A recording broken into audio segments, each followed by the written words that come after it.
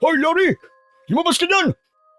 Kung inaakala mo na makakatakas ka sa akin, pues, nagkakamali ka! Diyos ko, paano niyang nalaman na dito ako nakatira ngayon? Lumabas ka dyan! Hindi ako titigil hanggang di mo ako inaharap. Mag-usap tayo! Bumalik ka na sa bahay natin! Nakatayo ako sa likod ng pinto ng inuupahan kong apartment. Dahan-dahan akong sumilip sa bintana at nakita ko ang dati kong asawa na si Darwin na nakatayo sa labas. May hawak itong maliliit na bato at ibinabato sa pinto habang sumisigaw sa labas. Napansin ko rin ang ilang kapitbahay na nasa labas na tila nakikiusyoso sa panggugulo na ginagawa ni Darwin. Hindi na ako babalik sa'yo! Kahit anong gawin mo, kahit anong pananakot na sabihin mo, hindi na kita babalikan! At bakit ha? Malakas ang loob mong iwan ako? Dahil may trabaho at pera ka na? Kasal pa rin tayo, Lori, tandaan mo yan! Kasal na lang tayo sa papel. Bakit ka ba nanggugulo dito? Bakit hindi ka pumunta dun sa babae mo? Pinalaya na kita, Darwin, at hinayaan sa mga gusto mong gawin. Kaya wag mo na akong guluhin pa. Tigilan mo na ako! Ikaw pa rin ang mas matimbang. Kaya ikaw pa rin ang mahal ko at ikaw ang pinipili ko, Lori. Kaya please lang naman patawarin mo na ako. Sa sinabing yun ni Darwin, ay lalo lamang akong nakaramdam ng galit. Nagtagis ang mga bagang ko at naikuyom ko ang mga kamao ko. Marahan akong naglakad sa table para kuwanin ang cellphone ko. Dinayal ko ang numero ng barangay para sabihin na may nanggugulo sa harapan ng bahay ko. Agad namang may sumagot at sinabi na pupuntahan na nila ang nanggugulo. Naupo ako sa pang-isahang sopa sa sala. Saka pinakinggan ang patuloy pa ring pagwawala at pagsisigaw ni Darwin. Ilang sandali pa ay narinig ko ang ilang boses ng lalaki sa labas. Narinig kong pinapaalis at inaawat nila si Darwin. Teka! Wala akong ginagawang masama, mga sir. Gusto ko lang naman makita at bumalik sa akin ang asawa ko eh. Huwag niyo akong kaligtarin. Sandali lang naman. Sa naririnig ko na komosyon sa labas, ay napilitan akong sumilip sa bintana. Nakita kong hinihila nga ng 3 barangay tanod si Darwin habang ito ay pinipilit na alisin ang pagkakahawak sa kanya at nakalingon sa bahay na inuupahan ko. Nang mawala siya sa paningin ko, ay saka pa lamang ako nakahinga ng maluwag. Pambihira! Daig pa niyang detective sa galing niyang maghanap kung saan ako makikita. Ay, Diyos ko! Ano na ba ang gagawin ko ngayon? Naisipan kong tawagan ang isang kaibigan ko na si Jamaica. Nakiusap ako dito na baka may alam na apartment na pwede kong lipatan. Ikinuwento ko rin sa kanya ang tungkol sa ginawa ni Darwin. Inabot din ng 1 oras ang pagkikwentuhan namin. Nang matapos ang tawag ay humiga ako sa may sofa. Mariin kong ipinikit ang mga mata habang binabalikan sa isip ko kung saan nagsimula ang lahat. Buwan ng Hunyo nang maoperahan ako sa matres dahil sa nakitang malaking bukol. Agad na sinabi ng OB-GYN na kailangan kong maoperahan sa lalong madaling panahon, panyero. Dahil baka cancer ang nasabing bukol na tumubo sa aking matris. Mabilis ang naging paglaki ng tiyan ko at marami na akong nararamdamang masakit sa buong tiyan at sa puson ko.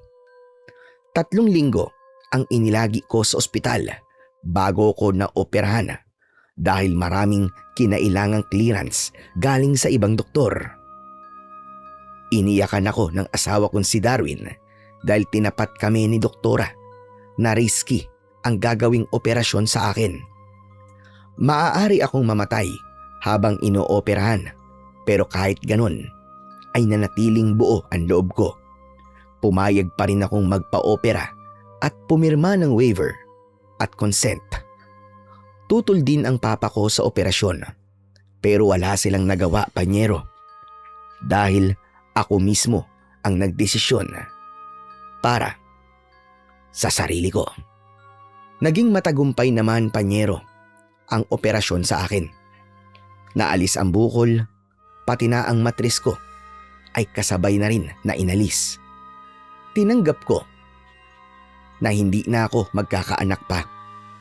Hindi ko na mabibigyan ng anak ang asawa ko na matagal na rin niyang pinapangarap.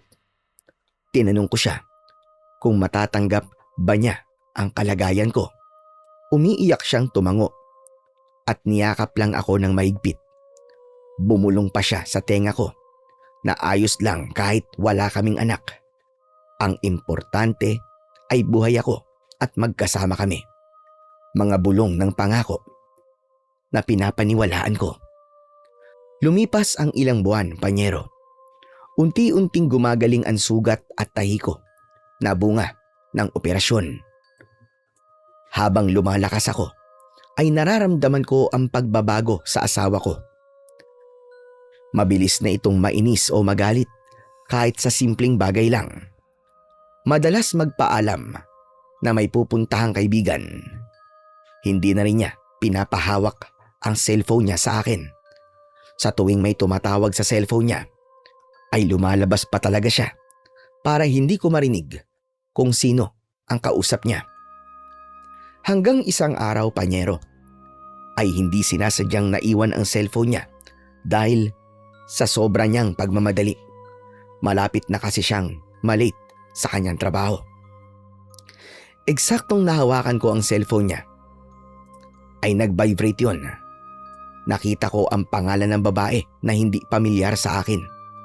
Kinutuban ako noon, panyero. Sinagot ko kagad yun at malinaw kong narinig ang sinabi ng babae na, "Daddy, nasaan ka na? Ingat ka pagpasok mo." Nang sumagot ako, ay biglang pinatay ng babae ang tawag. Hindi pa ako nakakabawi sa pagkabigla, ay may numero na lumabas sa screen ng cellphone ni Darwin. Nang sagutin ko yun, ay si Darwin mismo ang nakitawag lang pala sa katrabaho. Doon ko sinabi sa kanya na may tumawag na babae. Hindi niya inamin, pero ang tanging sinabi niya ay wag daw ako aalis sa bahay. Pag-usapan namin ang tungkol sa babae na tumawag. Umiyak ako nang makumpirma ko na may babae nga ang asawa ko, panyero. Pakiramdam ko ng mga oras na yon ay gumuho ang lupang tinatapakan ko. Hindi ko napigilang umiyak at tanungin ang sarili ko kung ano ang naging pagkukulang ko para mambabae siya at humanap ng iba. Kahit magulo ang utak ko, ay naghanap ako ng apartment para malipatan ko kung sakali. Nakahanap naman ako kagad ng hapon na yon, panyero. Kaya pinuntahan ko para makita at mabisita. Pagka-uwi ko sa bahay namin, ay saktong dumating si Darwin. Seryoso ang mukha nitong tinititigan ako, habang ako ay iniiwasan siyang tignan. Pagpasok namin sa loob ng bahay, ay doon na nga nagsimula ang argumento namin. Sa loob ng 8 taon na pagsasama, panyero, yun ang unang beses na nagsigawan at nagbatuhan kami ng masasakit na salita sa isa't isa. Doon ko rin naramdaman ang pagsuko sa relasyon namin, panyero. Yun na nga, doon na ako nakipaghiwalay sa kanya. Lumuhod siya at nagmakaawa na wag ko siyang iiwan. Umiyak pa siya para ipakita na nagsisisi siya sa nagawa at ako ang pinipili niya. Pinunasan ko lang ang luha sa mga mata ko at iniwan ko siya sa loob ng kwarto. Pumunta ako sa kabilang kwarto para doon ay ituloy ang pagluha ko. Lumipas ang mga araw. Pinilit kong tanggapin ang nangyari sa aming dalawa ng asawa ko, Panyero. Nangako siya na magbabago at iiwan na ang babae niya. Hindi ako kumibo. Nanatili lang ako na walang imik. Sa sulok ng utak ko ay ayaw maniwala sa mga sinabi niya. Nawala na ang tiwala ko at ganoon na rin ang pagmamahal ko. Akala ko ay magiging maayos na ang lahat sa amin hanggang sa nahuli ko na naman na may kontak pa rin pala sila ng babae. Patuloy pa rin silang nag-uusap at nagtataksil sa akin, Panyero. Doon na ako gumawa ng desisyon. Habang nasa trabaho si Darwin, ay nag-alsabalutan ako. Konting damit at gamit lang ang dinala ko. Umalis ako sa bahay namin at tumuloy sa apartment na nakita ko noon. Kagaya ng inaasahan, ay tinawagan ako ni Darwin. Tinatanong kung saan ako nagpunta. Hindi ako sumagot sa mga tawag niya. Hindi rin ako nag-reply sa lahat ng mga text niya sa akin. Akala ko ay magiging payapa na ang buhay ko. Pero isang hapon ay may kumatok sa pinto ng inuupahan kong apartment. Sakto namang may order akong pagkain nun, kaya ang buong akala ko talaga ay delivery boy ang kumakatok. Ganun na lang ang gulat ko nang mapagbuksan ko si Darwin. Walang emosyon ang mukha nito at walang paalam na pumasok sa loob ng bahay ko. Muli ay nagkaroon ng argumento sa aming dalawa. Pinipilit nito na umuwi na ako at bumalik sa bahay namin, pero nagmatigas ako na ayaw ko. Doon niya na ako muntik saktan. Hinawakan niya ako sa braso at diniinan ang pagkakahawak sa akin gamit ang palad niya. Nakaramdam ako ng sakit sa hawak na yon na alam kong may kasamang galit. Mabuti na lamang at biglang dumating ang landlady sa bahay ko. Nahintakutan naman si Darwin kaya binitiwan niya ako at nagmamadaling umalis. Naiwan akong lumuluha at ikinuwento ko sa landlady ang nangyari. Kinabukasan ay muli akong nag-alsabalutan para lumipat sa ibang apartment. Buo na kasi ang loob ko na makipaghiwalay. May nakausap na rin akong abogado para magpatulong sa proseso ng legal na annulment. At dito na nga ako napadpad sa inuupahan kong bahay ngayon. Akala ko ay hindi na ako matutunton ni Darwin, Panyero. Pero nahanap pa rin niya ako. Kinabukasan ay muli akong nagligpit ng mga gamit. Medyo may kalayuan na ang lilipatan ko. Dalangin ko na sana ay hindi na ako masundan at makita pa ni Darwin. Gusto kong mamuhay ng mag-isa. Kahit sa pamilya ko ay hindi ko sinabi ang tungkol sa kabiguan ko. Ayokong mag-alala sila, kaya pinili kong sarilinin ang lahat ng bighati at sakit. Ayos na ba itong bahay sa'yo, Ineng? Maliit lang ito, pero malinis at bagong renovate lang. Isa ka lang naman kamong titira dito, hindi ba? Opo, Lola. Ayos na po itong bahay sa akin. Mabuti naman kung ganon. Simple lang naman ang rules dito sa apartment ko. Pwede naman ang bisita rito, pero hanggang alas 10 lang ng gabi, pati na rin ang ingay. Marami pa kasing nakatira sa ibang paupahan at nakakahiya kung maiistorbo din natin sila. May curfew sa gate. Alas 12 ng ating gabi, ninila ko na yan. Kung mahuhuli ang uwi mo, magsabi o magbiling ka sa akin para mabigyan kita ng duplicate ng susi ng gate. Kinabukasan ibalik mo rin sa akin.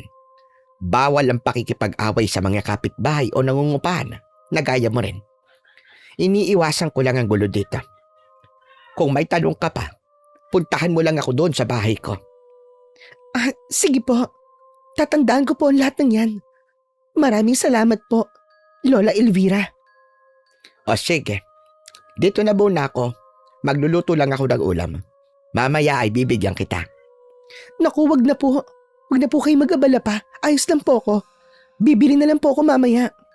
Basta't dadalang kita ng lutong ulam ko. Bawal kang tumanggi sa grasya. Tumalikod na si Lola Elvira. Ako naman ay nagsimulang maglinis na sa bahay. Konti lang naman ang mga gamit ko. Kaya hindi ako inabutan ng gabi sa pagliligpit. Nang hapong yon ay nahiga ako sa kama. Naramdaman ko kasi na sumasakit ang tahi ko sa puson hanggang sa hindi ko na namalayan na nakatulog na pala ako. Nagising ako na madilim na sa buong kwarto. Tumayo ako at binuksan ang ilaw. Pumunta ako sa kusina para uminom ng tubig. 7:00 na pala ng gabi dahil wala akong ganang kumain. Kaya cookies na lang muna ang nilantakan ko. Napapangiti ako habang napapatingin sa kabuuan ng bahay. Lumabas ako at tumambay sa maliit na terasa sa harap ng bahay. 10 ang paupahang bahay na nasa harap ng inuupahan ko. 2 palapag yun na may 5 bahay sa ibaba at 5 bahay din sa itaas. Sa hilera ng inuupahan ko ay ganun din. Halos lahat ay may nakatira dahil maganda ang apartment at mura lang ang upa. Habang nakaupo ako ay napatingin ako sa mga bituin sa kalangitan. Buti pa kayo. Marami kayong magkakasama dyan. Ako wala. Nag-iisa lang. Ito yata talaga ang tadhana ko. Mapait akong napangiti. Pinigilang tumulo ang mga luha sa mga mata ko. Naghahanap ka rin ba ng constellation dyan sa langit? Agad akong napalingon sa lalaking nagsalita. Nakatayo ito sa harap mismo ng terasa ng inuupahan ko. Hindi naman. Ay no, tignan mo. Yung Big Dipper at Cassiopeia. Turo pa ng lalaki sa akin. Sinundan ko naman ang tinuturo niya sa langit. Dahil sa dami ng bituin ay hindi ko makita ang tinuturo niya. Pasensya ka na kuya. Wala kasi akong masyadong alam sa constellation na sinasabi niyo po. Bagong lipat ka ba dito? Oo. Ngayong araw lang ako lumipat. Sabi nga ng lola ko. Gusto ko lang din makilala ang bagong kapitbahay namin. Dito lang pala ako nakatira. Sa katabing apartment mo. Kapag may kailangan ka, huwag ka mahihiyang katukin ako ha. Ganun ba? Sige. Maraming salamat. O sige, dito na ako. Baka naiistorbo na kita sa pagmumuni-muni mo eh. Hindi na ako nakasagot dahil umalis na rin ang lalaki. Nang mapag-isa ko, ay nagpasya kong pumasok na sa loob ng bahay. Nag-init ako ng tubig para sa cup noodles na kakainin ko. Tinatamad na akong magluto dahil sa pagod. Lumipas ang mga araw. Naging payapa ang buhay ko sa bagong nilipatan ko. Mahimbing na ang tulog ko sa gabi na walang inaalala na baka gambalain na naman ako ni Darwin. Dahil tingin ko ay maayos na ang lahat. Kaya naisipan kong mag-apply ng trabaho sa online. Nakahanap naman ako at swerteng natanggap sa trabaho. Doon ko na ginugol ang oras at atensyon ko. Kailangan ko ring makaipon para sa annulment namin ni Darwin. Gusto ko na talagang tuluyang maging malaya. Isang gabi, habang abala ako sa trabaho, nakaharap ako sa computer at kasalukuyang nagtitipa. Natigilan ako dahil napakaingay ng nasa katabing inuupahan ko. Napatingin ako sa dingding. Rinig na rinig ko ang ingay nila. Mukhang may nagaganap na party. Pinilit ko yon ignorin para mag-focus sa trabahong ginagawa ko. Pero nakalipas ang halos 1 oras ay lalo lamang umingay sa kapitbahay. Hindi na ako nakatiis. Padaskol akong tumayo. Pigil ang inis at seryoso ang mukhang lumabas sa bahay ko. Pagdating ko sa tapat ng pinto ng katabi kong inuupahan ay malakas at sunod-sunod akong kumatok. Hindi nagtagal ay may isang babae ang nagbukas ng pinto. Yes? Teka. Isa ka ba sa mga bisita ni Mark? Teka, tatawagin ko lang siya. Hindi ako bisita. Diyan ako nakatira sa katabing unit. Makikiusap sana ako na baka pwedeng hinaan o bawasan niyo naman ang ingay niyo. Pasensya na kung naistorbo ko ang kasiyahan niyo ha. Kaya lang kasi may trabaho ko. Hindi ako makapag-focus sa ginagawa ko dahil sa sobrang gulo at ingay ninyo. Saka, di ba ang bili ni Lola Elvira? Kapag ganitong oras na ng gabi, bawal na raw ang maingay. Birthday kasi ni Mark. Kaya nag-celebrate kami ngayon. Hindi ko problema kung sino may birthday. Ang pinapakiusap ko lang, bawasan niyo ang ingay niyo. Yun lang. Salamat.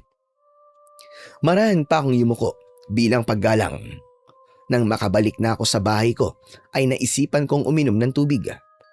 Pabalik na ako sa kwarto nang marinig kong may kumakatok sa pinto. Pagbukas ko, ay ang lalaki sa katabing unit ang naroon. Nakatayo na parang teenager. Hindi ito makatingin ng diretso sa akin. May hiya sa mukha nito at alanganing ngumiti sa akin. Napansin ko ang isang plato na hawak nito. May lamang spaghetti, pansit, menudo, at cake. Hi, magandang gabi. Pasensya na pala kung naistorbo ka sa ingay namin ha. Heto nga pala. Kainin mo to ngayon, lalo na't working ka pala. Handa ko yan ngayong birthday ko eh. Hindi ka na dapat nag-abala pa na bigyan ako ng pagkain. Saka, pasensya na kung dahil sa akin natigil yung kasiyahan nyo. Baka kasi nagalit yung girlfriend mo na kausap ko kanina. Si Divina yon. Hindi ko siya girlfriend. Kababata at kaibigan ko siya. Nahiya nga ako nung sinabi niya sa akin eh. Eto, kunin mo na. Bukas mo na lang ibalik ang lalagyan. Masama raw tumanggi sa grasya kaya tatanggapin ko na. Maraming salamat ha. At happy birthday sa'yo. Sige, salamat. O paano? Dito na muna ako. Pasensya na ulit. Nang makaalis ang lalaki, ay tinakpan ko muna sa lamesa ang bigay na pagkain sa akin. Bumalik ako sa pagkakaupo sa harap ng computer at muling nagtrabaho. Bala kong kainin at initin na lang ang mga pagkain sa oras ng break time ko.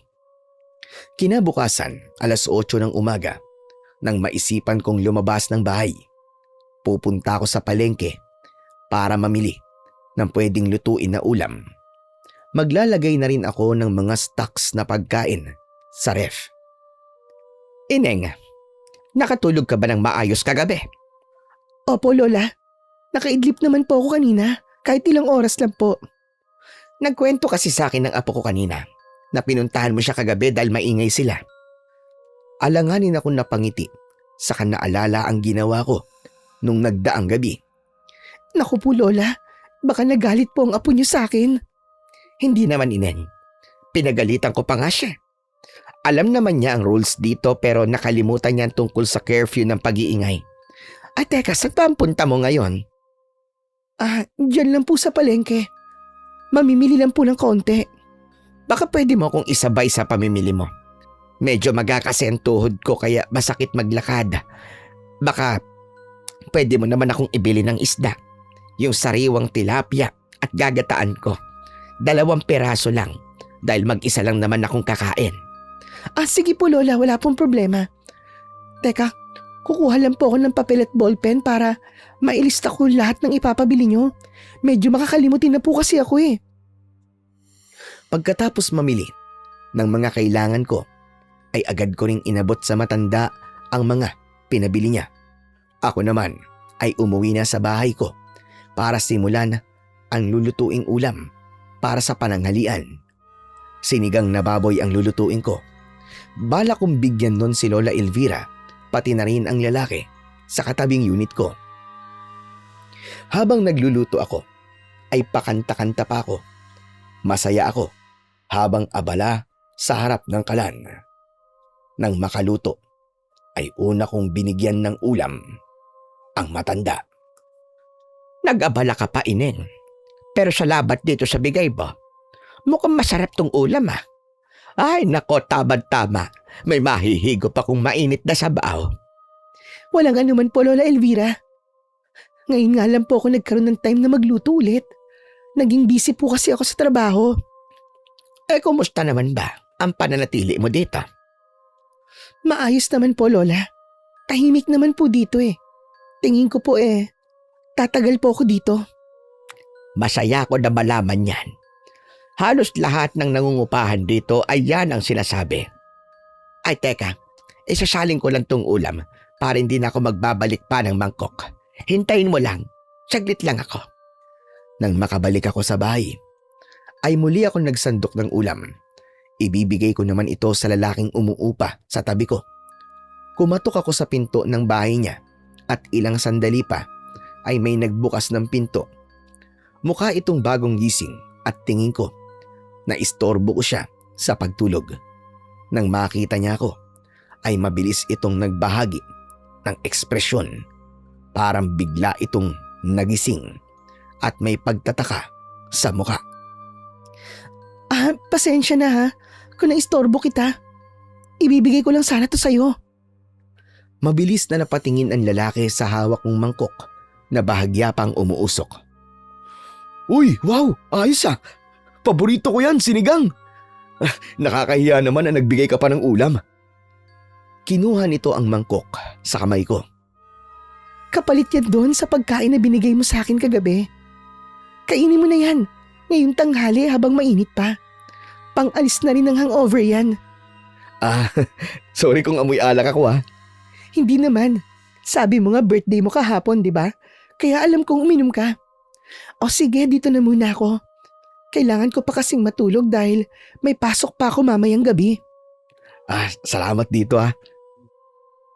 Tumalikod na ako at nagmamadaling umuwi. Kumain na rin ako at saka naligo. Binuksan ko pa ang aircon sa loob ng kwarto para malamig at maging mahimbing ang tulog ko. Nag-alarm ako ng 6:00 ng gabi para hindi ako malate ng gising. Kagaya ng dati, abala na naman ako sa trabaho ko sa harap ng computer. May nakapasak na headset sa tenga ko para kahit papano ay malibang sa music na naririnig. Nasa ganun akong tagpo nang biglang mag-vibrate at tumunog ang cellphone ko. Nokia phone pa ang uso ng mga panahong ito. Dahil unknown numbers ang tumatawag, kaya naman sinagot ko. Hello, sino po ito? Tahimik sa kabilang linya. Tanging pigil na paghinga nito ang naririnig ko. Busy po ako, kung sino ka man na walang magawa. Please lang, tigilan mo ko. Lori. Mahina lang ang tinig ng lalaki. Pero kahit kailan ay hindi ko makakalimutan ang boses nito. Paano mo nalaman ang number ko? Huwag mo munang ibaba, please. Hayaan mo muna akong makausap ka. Miss na kita eh. Parang awa mo na. Bumalik ka na sa akin. Ilang beses ko bang sasabihin sa'yo, Darwin? Kahit anong pagmamakaawa ang sabihin mo, hinding-hindi na ako babalik sa'yo. At saka tigilan mo ng pagtawag at panggugulo mo. Tahimik na ang buhay ko. Kaya hayaan mo na ako. Hindi ko na hinintay na magsalita pa si Darwin. Pinatay ko na ang tawag at saka pinilit mag-focus sa trabaho.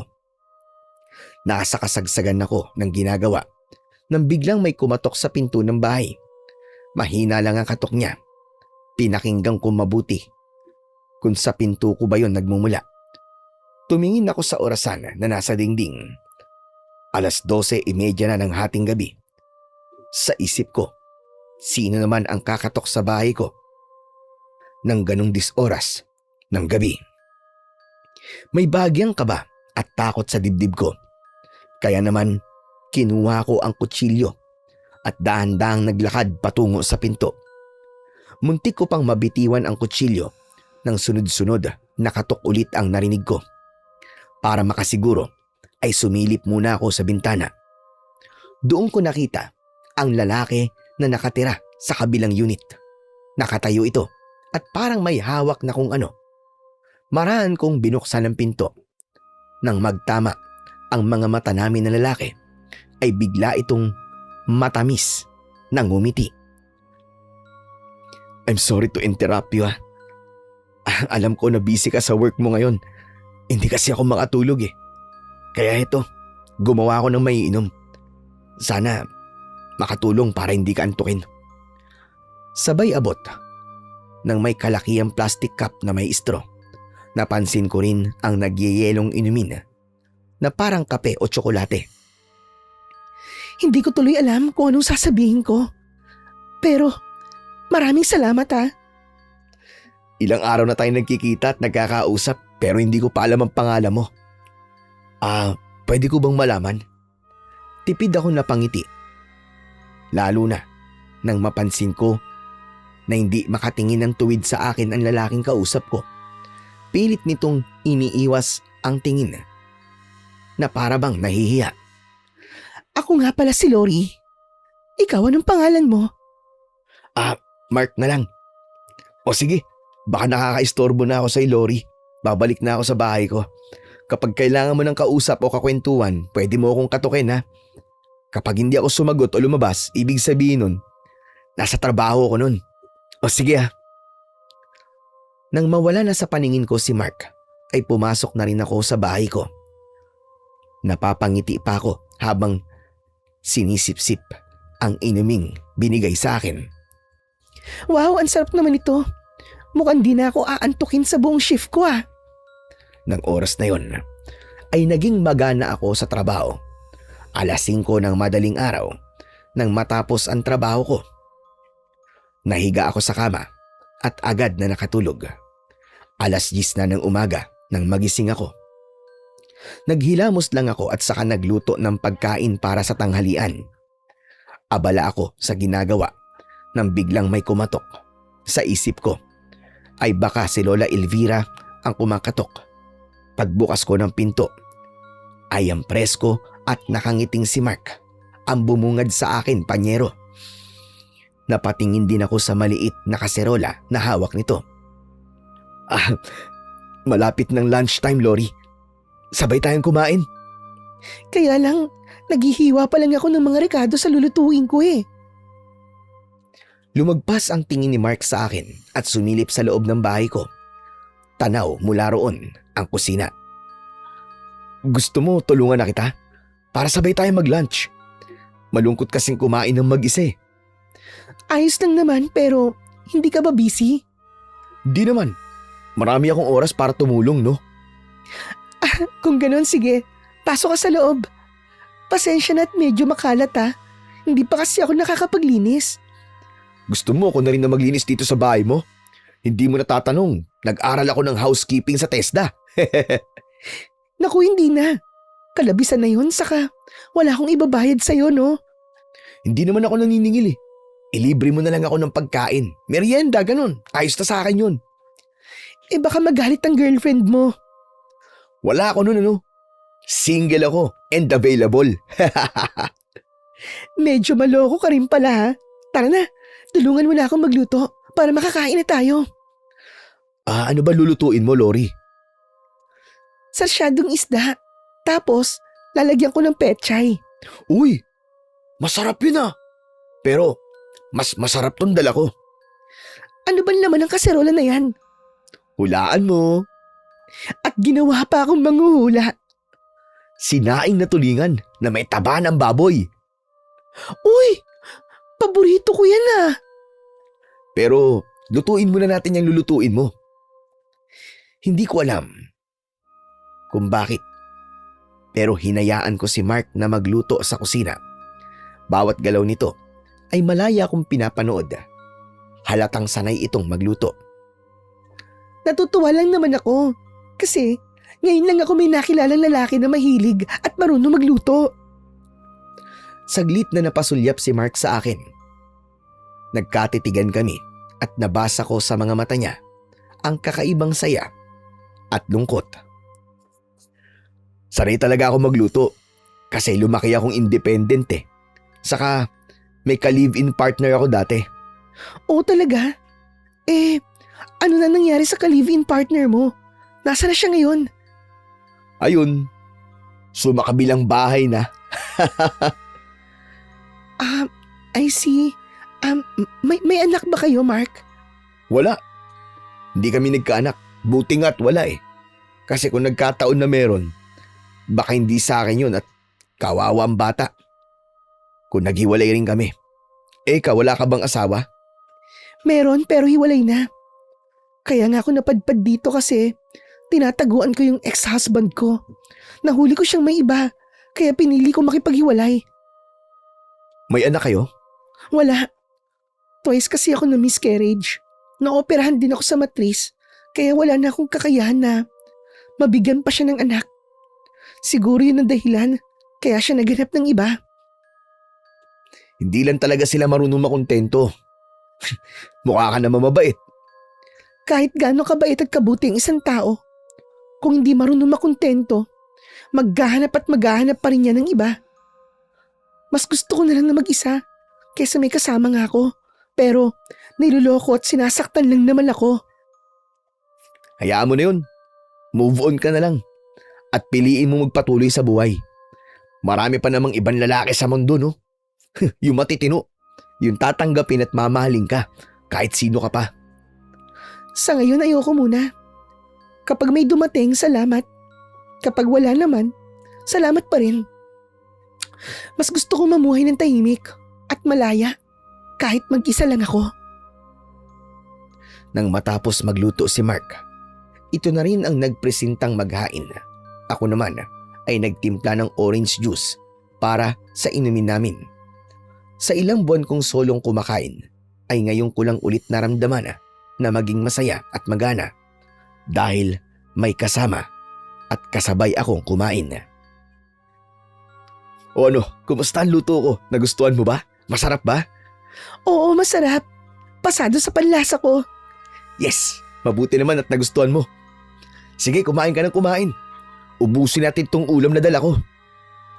Hindi ako tumanggi nang sandukan ako ng sandukan ni Mark ng ulam at kanin. Kasabay ng maganang pagkain ay ang kwentuhan, biruan at tawanan naming dalawa. Mark, maraming salamat sa masarap na tanghalian ngayong araw ha. Sa susunod, ako naman ang magluluto para makabawi ako sa'yo. Naku, wala yun. Masaya ako na nakasabay kita. Sana, pwedeng maulit sa mga susunod na araw. Oo naman, bakit hindi? Basta ba hindi ka busy eh. O sige Lori, dito na ako ha. Baka kailangan pang matulog kasi may pasok ka pa mamayang gabi. Naglakad na si Mark papunta sa bahay nito. Bago tuluyang pumasok, ay kumaway pa ito sa akin. Mukhang galing dyan sa bahay mo ang apo ko. Napatingin ako at nagsalita.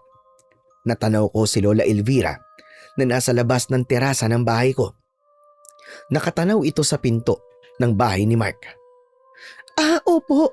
Sabay po kaming kumain ng tanghalian. Iba ang saya ng ngiti ng apo ko. Alam mo bang, simula nung iniwan niya ng dati niyang kinakasama, ngayon ko lang ulit siya nakitang masaya. Ang ibig ko sabihin, yung totoong kasiyahan, hindi pilit at nagpapanggap lang. Nakwento nga po niya sa akin ang tungkol po sa nakaraan niya. Mukhang may nakitang kakaiba sa'yo ang apo ko. Hangad ko ang parehong kaligayahan ninyong dalawa. O sige, dito na ako. May kailangan pa akong gawin sa bahay ko. Hindi na ako nakapagsalita dahil mabilis na tumalikod si Lola Elvira. Pumasok na ako sa bahay ko at saka nagligpit at naghugas ng mga kalat at pinagkainan.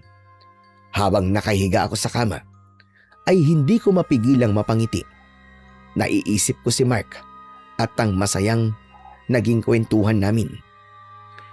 Wala sa loob ko na niyakap ang unan sa tabi ko. Ipinikit ko ang mga mata at saka nakatulog ng mahimbing.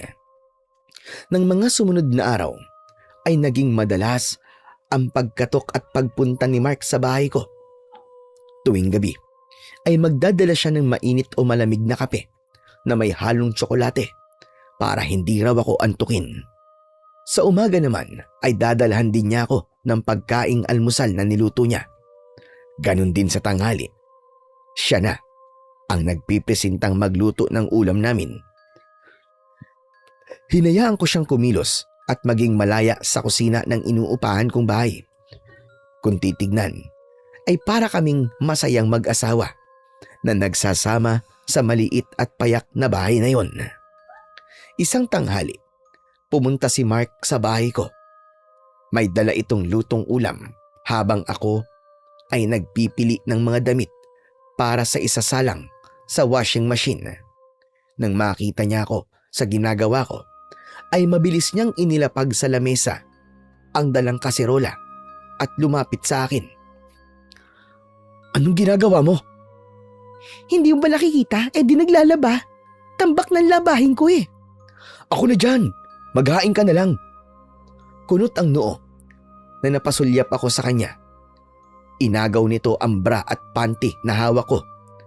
Nanlaki talaga ang mga mata ko, panyero, nang sipati nito ang kulay pulang lace panty na hawak niya. Napansin kong pinipigil nito ang mangiti. Akin na nga yan. Ano ka ba? Ako maglalaban yan. Hindi ako nagtagumpay na agawin ang hawak niya.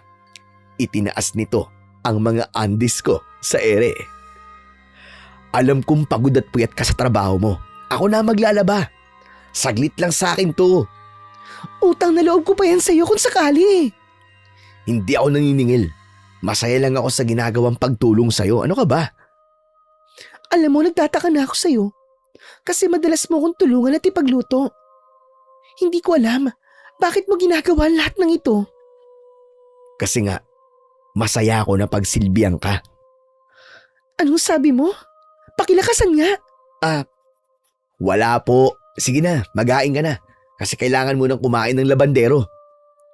Wala na akong nagawa nang magsimula ng magpaikot si Mark ng mga labahin ko sa washing machine. Ako naman ay nagsasandok ng kanin at ulam. Habang ginagawa ko yon, ay hindi ko mapigilang mapatingin kay Mark.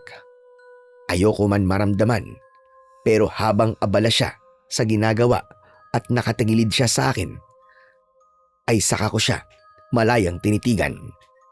Habang tumatagal, ay lalo siyang nagiging gwapo sa paningin ko. Maputi ang kulay ng balat.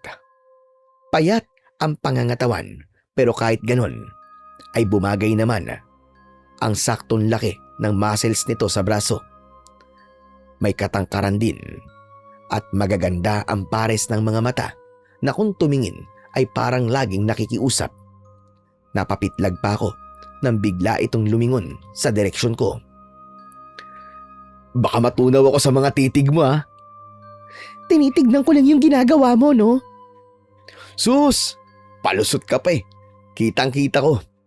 Ano? Ha? Pasado na ba ako sa preference mo? Ano ba sinasabi mo? Ikaw puro ka talaga kalokohan. Tara na nga, kumain na muna tayo. Gutom lang yan. Naghugas ako ng kamay sa lababo. Biglang tumabi sa akin si Mark at tinabig ang kamay ko na nakatapat sa gripo. Hinugasan din ito ang mga kamay na may mga bula ng sabon. Napatingin ako sa kanya at sinalubong din ito ang titig ko. Matamis itong ngumiti, panyero. Saka kumindat. Nakaramdam ako ng hiya at pamumula ng pisngi, kaya iniiwas ko ang tingin sa kanya. Nang magkaharap na kami sa hapagkainan, ay todo asikaso ito sa akin, kagaya ng dati. Kumain ka ng kumain, Lori, ha? Gusto kong i-maintain mo ang pagiging malusog mo. Gusto ko na nga pumayat kasi ang taba ko na. Dati, medium lang ang damit ko, ngayon XL na. Mas maganda nga yung ganyang katawan eh. Hindi lahat binabagayan yan, saka sexy at curvy ka naman kahit chubby ka. Ang sarap mo ngang kurutin at pisil-pisilin eh.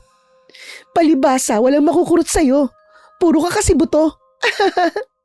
Oo na, pero kahit payat ako, kayang-kaya kitang buhatin, no? Strong yata to. Ayan na naman siya. Feeling ang laki-laki. Akala mo si Incredible Hulk. Kumain ka pa. Damihan mo ang kanin at ulam para may lakas kang pumiga ng mga lalaban mo. Huwag mo akong intindihin, Lori. Kumain ka lang dyan. Nang matapos kami, ay ako na rin ang naghugas ng mga pinagkainan namin habang si Mark ay naging abala sa paglalaba. Hapon na nang matapos siya, Panyero. Tinulungan ko na rin siyang magsampay para mabilis matapos at makapagpahinga na kami kagad. Matulog at magpahinga ka na muna, ha? Magpapahinga rin muna ako sa bahay. Mamaya kasi may pasok ako eh. Panggabi na rin kasi ang sked ko. Mark, matanong ko lang, ano nga palang trabaho mo? Online job din ako. Work from home na kagaya mo. O sige na, dito na muna ako. Magpahinga ka na muna, okay? Tangulang ang isinagot ko kay Mark. Akma na akong tatalikod nang bigla itong lumapit at halikan ako sa pisngi. Napataas ako ng tingin at natulala. Halatang nabigla rin si Mark sa ginawa nito. Pasasalamat ko lang yun. Hindi ko sinasadya. Lori. Sige. Dito na ako, ha. Sorry uli. Hindi ako nakapagsalita. Nasundan ko lang siya ng tingin habang mabilis na palayo. Nahawakan ko na lang ang pisngi na kanina lang ay nalapatan ng mainit na labi niya. Saka lang nag-sink in sa utak ko ang endearment na tinawag nito sa akin. Ano ba nangyari doon? Mi ang naitawag niya sa akin? Baka nagkamali lang siya. Ay nako. Halos hindi ako makatulog ng hapon na yon. Naglalaro at bumabalik sa isip ko ang nangyari sa amin ni Mark. Lalo na ang paghalik niya sa akin. Halos lahat na yata ng posisyon ng higa ay nagawa ko na. Uminom na rin ako ng gatas, baka sakaling makatulong sa akin. Pero hindi pa rin umubra. Nang gabing yon, pumasok ako sa trabaho kahit walang maayos na tulog. Pinilit kong magtrabaho kahit mabigat ang pakiramdam ng ulo ko. Habang nakatitig sa screen ng computer, ay ang nakangiting muka ni Mark ang nakikita ko. Hindi sinasadya na naipukpok ko ang isang kamay ko sa gilid ng table. Paano ako makakapagtrabaho nito? Kung ikaw ang naiisip at nakikita ko. Kainis! Nasa ganun akong tagpo nang biglang may kumatok sa pinto. Naipikit ko ng mariin ang mga mata ko. Saka nang hihinang tumayo. Hindi na ako nagtaka na si Mark ang nasa labas ng bahay ko. Kagaya ng dati ay may hawak itong malaking plastic cup na nagyayelo. Nagpalipat-lipat ang tingin ko sa hawak niya at sa mukha niya. Hindi ito makatingin ng diretsyo sa mga mata ko. Dinala ko lang to. Inumin mo, ha. Bagong flavor yan. Experiment ko lang. Sana magustuhan mo ang lasa. O sige, dito na ako. Mark! Natigilan si Mark at lumingon sa akin. Maraming salamat. Gusto ko lang sabihin na na-appreciate ko ang lahat ng ginagawa at effort mo. Hindi ko alam kung bakit mo ginagawa mga bagay nito, pero aaminin kong masaya ako sa presensya mo. Salamat ulit dito, ha. Hindi ko hinintay na sumagot pa si Mark. Pumasok na ako sa bahay ko dahil nanginginig ang mga tuhod ko at ang lakas ng kabog ng dibdib ko. Para akong aatakihin sa puso anumang oras. Nagpakawala ako ng sunod-sunod na buntong hininga para maging payapa ang kalooban ko. Ilang araw ang lumipas. Naging masaya ang bawat araw ko, Panyero, kasama si Mark. Wala kaming matinong usapan sa kung ano ang meron kami. Basta't masaya kami na laging magkausap, magkasama, magkakwentuhan at nagtatawanan. Simple lang pero pangarap ng kahit sinong tao. Ang tanging gusto ko ay mamuhay ng simple at masaya kasama ang nag-iisang taong mahal niya. Araw ng linggo, pareho kaming day off ni Mark. Nagkaayaan kami na magsisimba. Pagkatapos ng misa ay nag-aya siyang gumala at kumain sa labas. Parang date ang nangyari. Nang makauwi na kami, ay hinatid ako ni Mark sa bahay ko. Hinawakan niya ang kamay ko at marahan niyong hinagkan. Lori, may sasabihin sana ako eh. Tungkol saan? Baka kasi sabihin mo masyado ako mabilis. May gituan man pa lang tayo magkakilala pero pakiramdam ko kasi matagal na kitang kakilala. Aamin ako sa'yo, Lori. I think I'm falling in love with you. Wala eh. Namalayan ko na lang na unti-unti na ako nahuhulog sa'yo eh. Pinilit ko naman na pigilan pero hindi ko kinaya. Simula nang makita at makilala kasi kita, hindi ka na nawala sa isip ko eh. Hindi ko alam kung anong meron sa'yo. Basta ang alam ko lang, hindi ka mahirap mahalin. Gusto kitang alagaan at protektahan. Pero Mark, may asawa ako. Hiwalay lang kami ng bahay pero kasal pa rin kami sa papel at sa mata ng Diyos. Alam ko. At willing akong maghintay hanggang mahalin mo rin ako. Hindi kita minamadali, Lori. Sinasabi ko lang ang nararamdaman ko. Gusto ko lang magpakatotoo. Binibigla mo naman ako, Mark. Sorry kung nabigla kita. Hindi ko kasi kayang ilihim pa eh. Mark? Sabay kaming napalingon sa babaeng tumawag kay Mark. Siya yung babaeng nakausap ko nung birthday ni Mark. Matamis ang ngiti nito at lumapit sa amin. Kumapit ito sa braso ni Mark. Hindi ka sumasagot sa tawag ko, kaya nagpunta na ako dito. Namimiss na kasi kita eh. Ay, heto nga pala. May dala akong cake at pansit. Binili ko yan para may makain tayo. Nagsimba kasi kami ni Lori, kaya hindi ko napansin ang tawag mo. Tumingin si Divina sa akin. Nakangiti siya, pero iba ang ipinapahiwatig ng mga mata niya. Hello? Ikaw yung bagong lipat na kinikwento ni Mark sa akin. Mukhang in good terms na kayo ah. Sumulyap si Divina sa kamay ko na hawak pa rin ni Mark. Para akong napapasong bumitaw. Bahagya rin akong napalunok ng laway. Oo.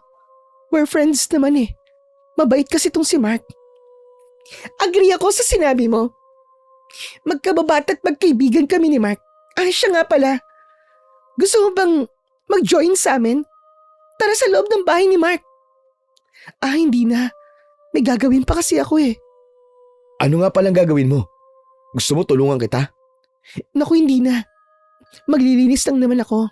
O sige dito na muna ako. Kapag gusto mo at nainip ka, anytime. Pwede kang pumunta sa bahay, Loria. Kato ka lang. O sige, dito na muna kami, Lori. Nasundan ko na lang ng tingin nang hilahin ni Divina si Mark palayo. Bago pa sila pumasok sa katabing bahay, ay sumulyap pa si Divina sa akin. Seryoso ang mukha nito at parang matalim ang mga titig na ipinukol sa akin. Ipinagkibit balikat ko na lang yon. Saka ako pumasok ng bahay. Habang nagbibihis ako sa loob ng kwarto, ay binalikan ko sa isip ang mga revelasyon na inamin ni Mark sa akin. Kinapa ko ang dibdib ko. Tinatanong ang puso ko kung handa na ba akong magmahal ulit pagkatapos ng masakit na nangyari sa amin ng ex-husband ko. Magulo pa ang isip ko, kaya naman nahiga ako sa kama. Habang nakapikit ay rinig ko ang matinis na tawa nila ni Divina at Mark sa kabilang pader ng inuupahang bahay. Hindi ko naiwasan na makaramdam ng selos para sa babae. Tinakpan ko ang tenga ko ng headset para hindi sila marinig. Pero patuloy pa ring umaalingaw sa utak ko ang tawanan nilang dalawa. Simula nang dumalaw si Divina kay Mark, ay napapadalas na ang pagpunta at pagbisita nito sa lalaki. Pakiramdam ko ay nakikipag-agawan ito ng atensyon. Kaya naman, naisip kong iwasan at layuan si Mark para walang maging problema. Sa tuwing nagte-text o tumatawag ito, ay hindi ko sinasagot kahit na kating-kati akong sagutin ang bawat tawag niya. Sa tuwing kumakatok ito sa bahay, ay pinipigilan ko ang sariling pagbuksan siya. Hanggang sa isang araw ay kauuwi ko lang galing palengke. Bigla na lang siyang sumulpot kung saan. Lori, kumusta ka na? Hindi ka sumasagot sa mga tawag ko ah. Kapag kinakatok kita, hindi mo ko pinagbubuksan. Iniiwasan mo ba ako? May problema ba tayo? Nagpakawala ako ng malalim na buntong hininga. Saka ko siya hinarap at sinagot. Busy lang talaga ako, Mark. Marami lang trabaho. At kapag kumakatok ka, baka tulog na ako nun, kaya hindi ko naririnig. Palusot at pagsisinungaling ko sa kanya. Ganun ba? Ngayon, pwede ba kitang ipagluto? Namili ka pala. Hindi na, Mark. Kaya ko na to. Umuwi ka na lang at magpahinga rin. Pero kasi, Ayos nga lang ako. Ayoko lang na makaistorbo sa inyo ni Divina. hindi ko alam kung nahalata ba ni Mark na nagsiselos ako, pero nakita kong kakaiba ang ngiti niya habang nakatitig sa akin. Teka lang. Don't tell me na nagsiselos ka kay... At bakit naman ako magsiselos? Wala akong karapatan kasi hindi naman kita boyfriend. Binibigyan na kita ng karapatan ngayon. Wala ka namang kailangang ipagselos sa kanya. Ikaw lang at wala ng iba. Kababata at kaibigan ko lang si Divina. Huwag mo kaming pag-isipan ng masama. Ikaw naman, oo. Hindi nga sabi ako nagsiselos eh. Ang kulit naman ito. Pero iba ang sinasabi ng mga mata at kilos mo. Sige na, papasok na ako sa loob. Kailangan ko pa magluto at magpahinga. Teka, nag-uusap pa tayo eh. Hindi ko na tinapos ang sasabihin ni Mark. Nagmamadali akong pumasok sa loob at inilak ang pinto ng bahay. Sumilip pa ako sa bintana para makita kung nasa labas pa rin ba si Mark. Nakita kong naglakad na ito pabalik sa bahay niya. Ilang sandali pa ay nag-vibrate ang cellphone ko sa bulsa. Text mula kay Mark. Nakikiusap ito na wag ko na siyang iwasan kasi ay namimiss niya na raw ako. Hindi ako nag-reply at magkahalo ang emosyong nararamdaman. Masaya na malungkot, panyero. Kailangan kong pigilan ang sarili ko na ma-inlove sa kanya. Mas gusto kong tapusin at ayusin muna ang problema ko sa dati kong asawa. Nang gabing iyon, habang abala ko sa pagtatrabaho sa harap ng computer, narinig ko na may kumakatok sa pinto. Alam kong si Mark yon. Tinignan ko ang orasan. 12:00 ng hating gabi. Nagtatalo ang isip at puso ko kung pagbubuksan ko ba siya o hindi. Ilang minuto ang lumipas. Nagdesisyon akong lumabas. Pagbukas ko ng pinto, wala si Mark. Tanging isang plastic cup na nagyayelo ang nasa sahig at isang paper box sa tapat mismo ng pinto. Yumuko ako para kunin ang inumin. At nakita ko ang maliit na sticky note na nakadikit doon. Binasa ko ang nakasulat. Ayaw muna kitang istorbohin.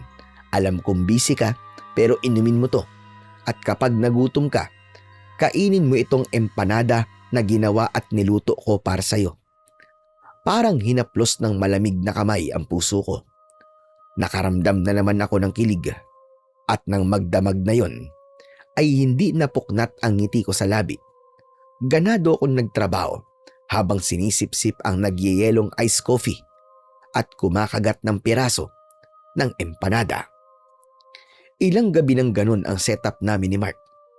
Hindi kami nag-uusap pa at nagtsatsaga na lang sa palihim ng mga sulyap sa isa't isa. Hanggang isang araw ay naisipan kong gumala mag-isa sa mall. Bumili lang ako ng mga bagong damit at pati si Mark ay binilang ko rin ng isang polo shirt. Nang makauwi na ako, akma na akong papasok sa bahay ko. Hawak ko ang susi pero muntik ko na yun mabitiwan nang marinig kong may mahinang tinig na tumawag sa pangalan ko mula sa likod.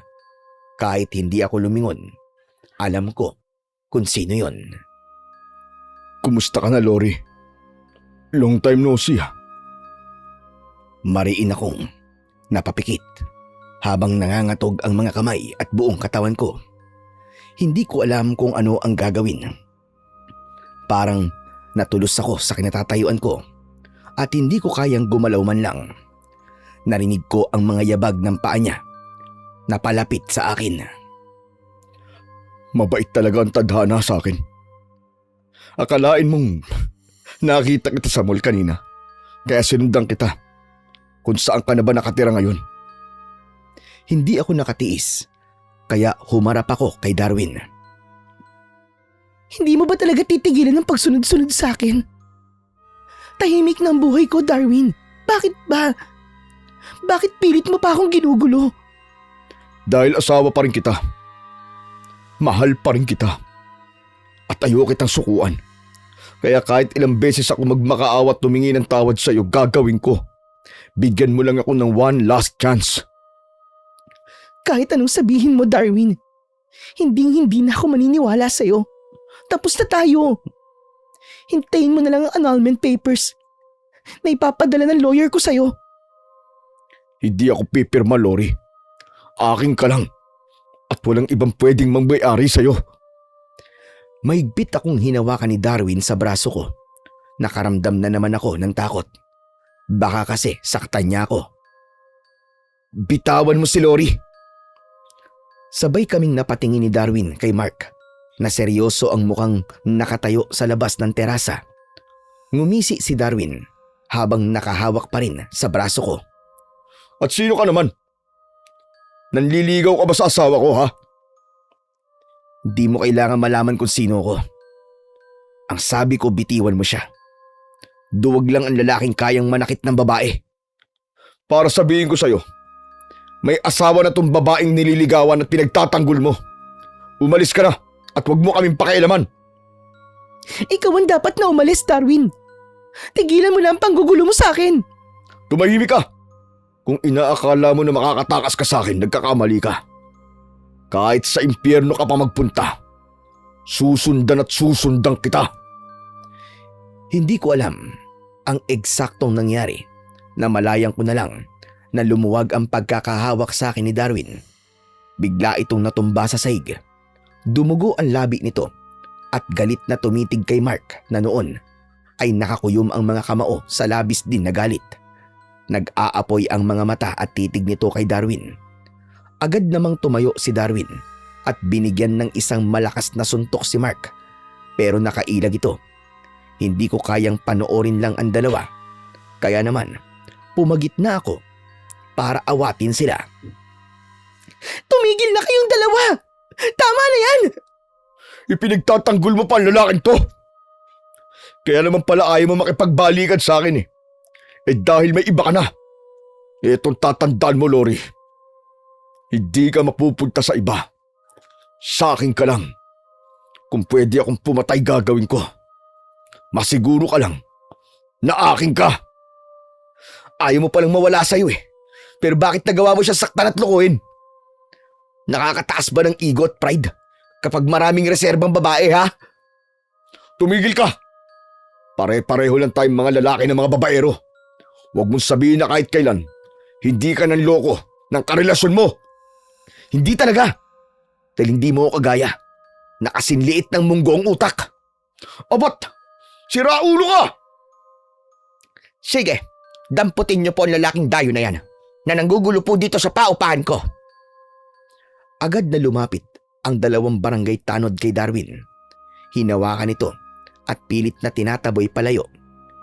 Nang mawala sila Darwin, ay saka lamang bumuhos ang luha ko na matagal ko nang pinipigilan. Napasandal ako sa pinto, panyero, dahil talaga namang nanlambot ang mga tuhod ko at muntik na akong matumba. Agad naman akong inalalayan ni Mark. Walang sabi-sabi na niyakap niya ako at hinaplos ang buhok ko. Nandito lang ako, Lori. Hindi ko hahayaan na saktan ka niya ulit. Natatakot ako, Mark.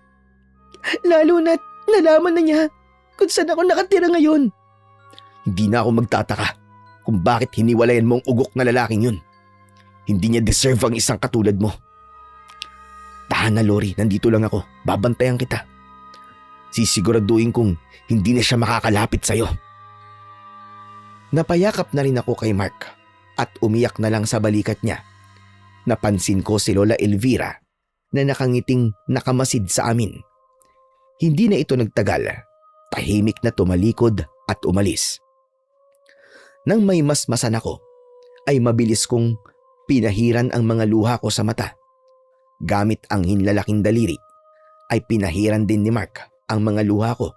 Saka ako marahang hinalikan sa noo. Halik na puno ng paggalang, respeto at pagmamahal.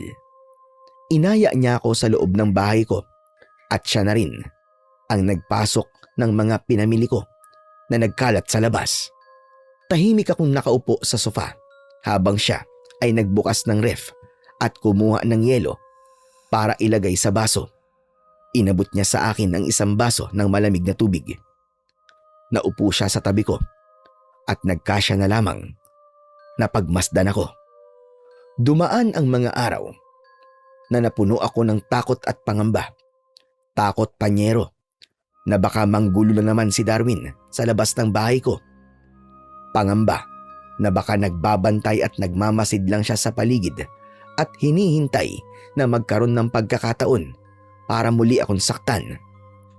Sa mga araw na hindi ako lumalabas ng bahay, ay lagi akong pinupuntahan ni Mark para kumustahin.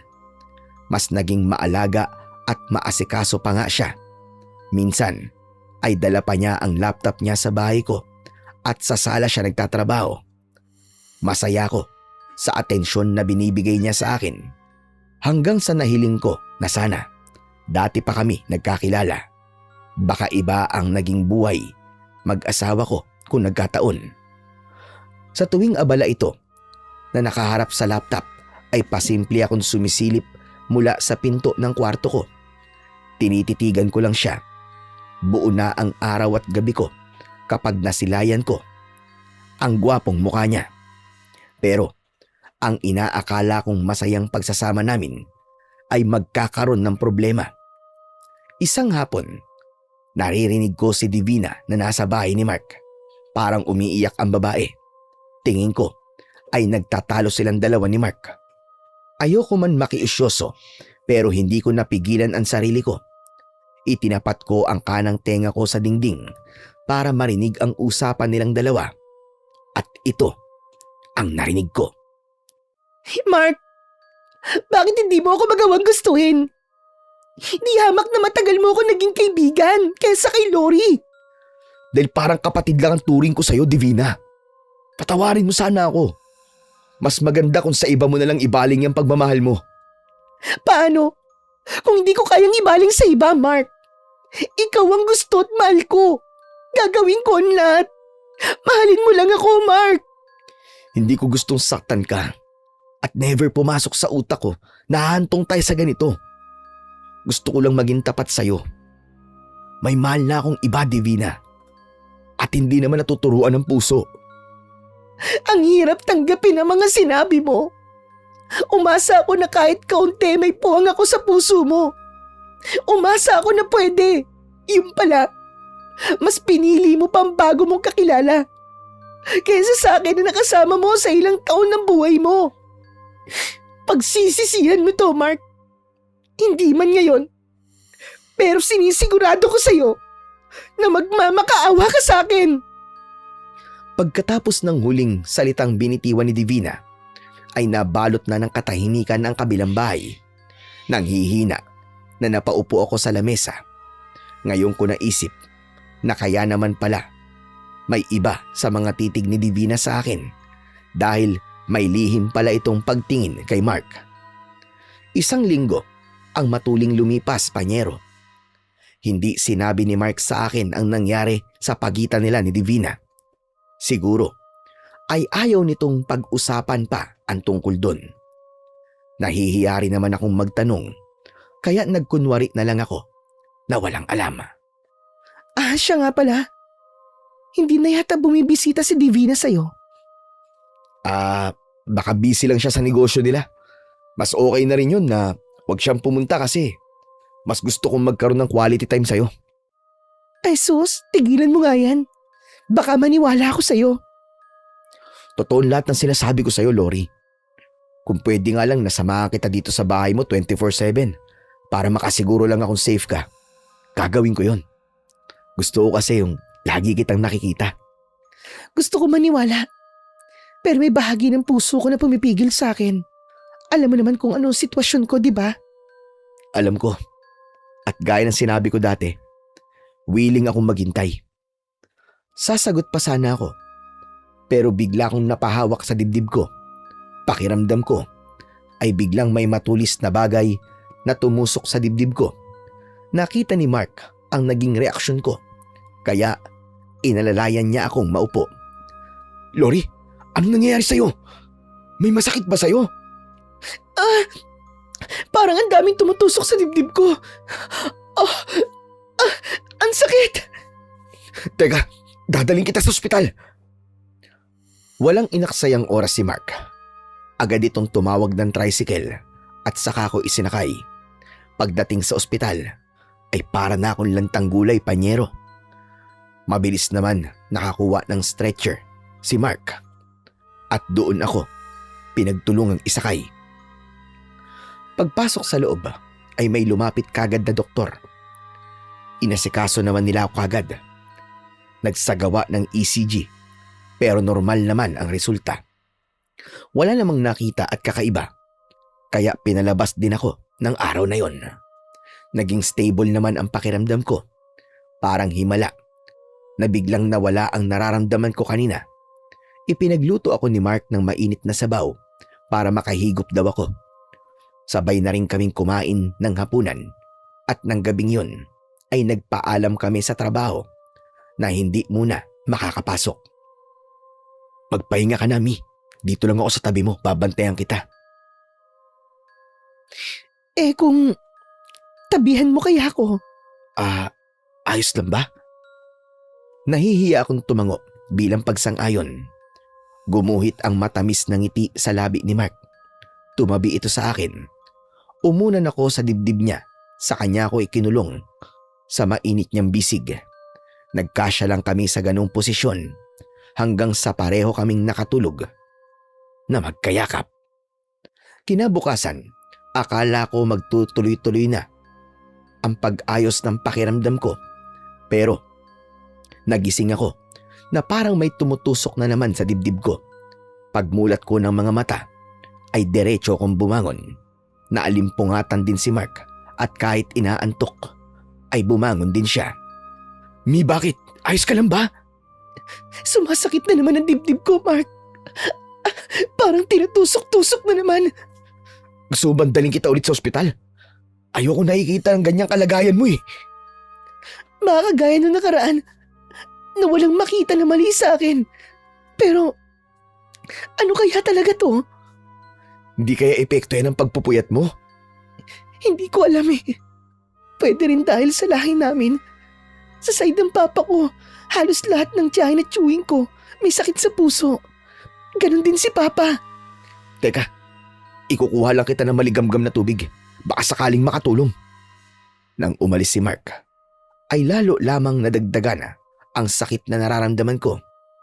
Hindi naman naninikip ang dibdib ko. Basta, ramdam ko lang ang tila maliliit at matutulis na bagay na tumutusok sa akin. Nagpatuloy ang ganong nararamdaman ko.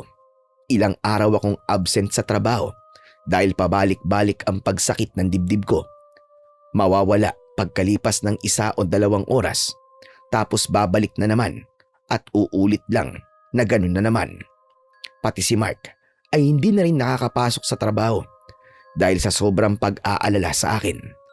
Halos sa bahay ko na siya nakatira.